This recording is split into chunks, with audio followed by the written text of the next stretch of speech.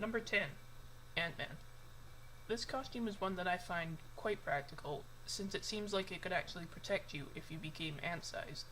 Its helmet also looks kind of like an ant with its jawline, and the signal antennas coming out from the back of its head. I really like the inclusion of the small tubes that carry the Pym particles throughout his body, and the fact that it makes more sense than the actual suit from the comics, since the comic book suit looks skin tight with no space for any wiring underneath it. Number 9. Captain America. What I've found out while doing research for this list is many characters who appear in the current Marvel Cinematic Universe, which started in 2008 with the release of Iron Man, have had previous outings on the big screen. Captain America is no exception to that, as in 1990 he had a movie called simply Captain America. It was an action movie, however, it seemed more like a comedy, since every time I saw Steve Rogers in the suit, I couldn't help but laugh. However, Captain America is not on this list for that movie. It would be his most recent outings in the current MCU, and especially his third in Civil War that gave him his great costume. It harkens back to his older comics with the distinctive red, white, and blue, but keeps it modern and more practical with the inclusion of an actual helmet and reinforced padding throughout his suit. Number 8. The Hulk. This isn't so much a great costume, but a great job of all the visual effects artists who worked on it.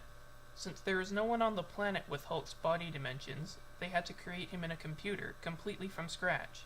The person who plays Bruce Banner had varied in the past, so they had to completely recreate his face to look less like Edward Norton and more like Mark Ruffalo.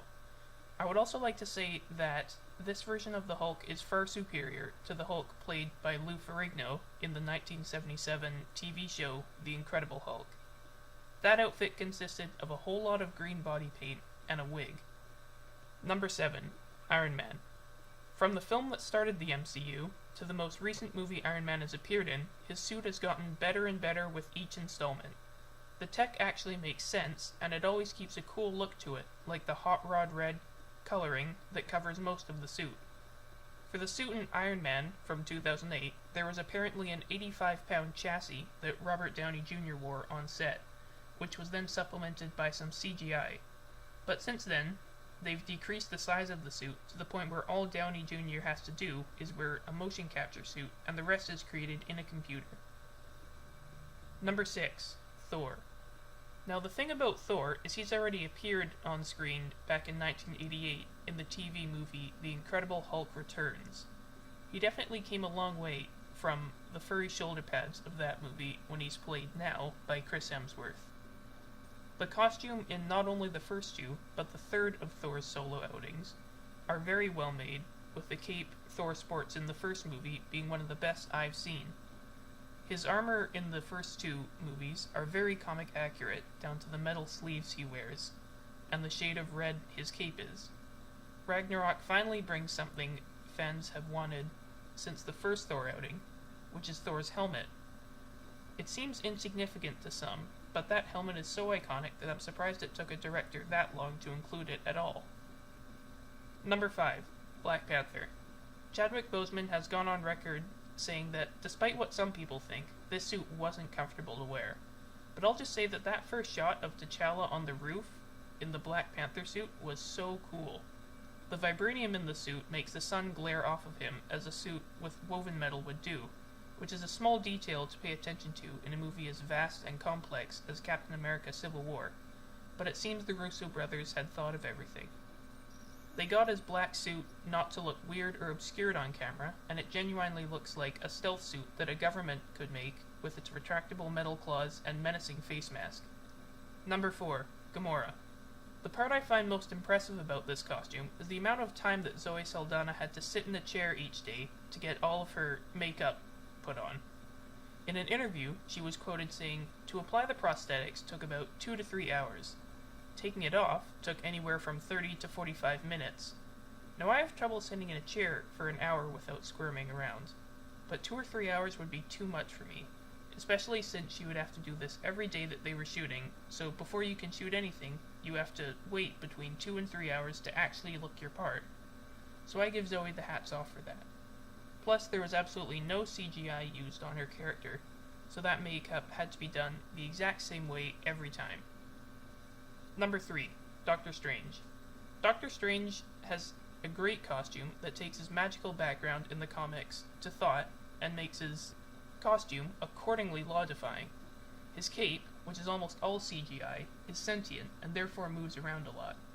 Personally, I think they made the right choice to include Doctor Strange's cape, even if it meant more work for the post-production team, who already had most of the movie's success in its special effects riding on them and their work. Doctor Strange in the comics is extremely vibrant and colorful, which in my opinion wouldn't have translated well into a live-action movie.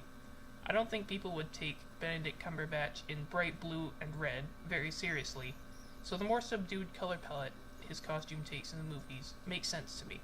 Number 2. Deadpool. I absolutely believe that this movie's costume is so good because of the horrible mess of a character that was Deadpool in X-Men Origins Wolverine, with his sewn shut mouth and only wearing sweatpants. This new costume, however, is one of the best costume designs I've seen because it not only took from the comics, but it built upon that to create this great costume, with its modern military resemblance and its spot-on color scheme. It did what the new Spider-Man costume has done, by somehow making the completely white eyes of the suit show emotion. I find it impressive that, unlike the Hulk or Iron Man, this costume has a physical copy of the suit in existence. And number 1, Spider-Man. Just so we're all on the same page, I'm referencing the suit from Captain America Civil War and Spider-Man Homecoming, not any of the other live-action Spider-Man appearances. The colors of the suit in this movie are perfectly matched, and the part of the suit that almost seemed overlooked in any of the other movies. Although some people found the AI that comes with the suit unneeded, I think it makes sense, since Peter Parker is always talking to himself through thought bubbles in the comics, and it would be odd if this trend continued in the movies without any reasoning. I feel they made a logical move that wouldn't change the character of Spider-Man too much, while also making his traits make sense in a live-action movie. The eyes, which is how Spider-Man shows emotion while in the suit, are mechanical, which again is a clever way to get past the restriction of a live-action Spider-Man suit. In past movies, when Spider-Man had to show emotion during a fight, his mask magically got ripped off for one reason or another. That trope really started to get lazy, so I'm glad that they addressed and fixed it for Marvel's reboot of the character.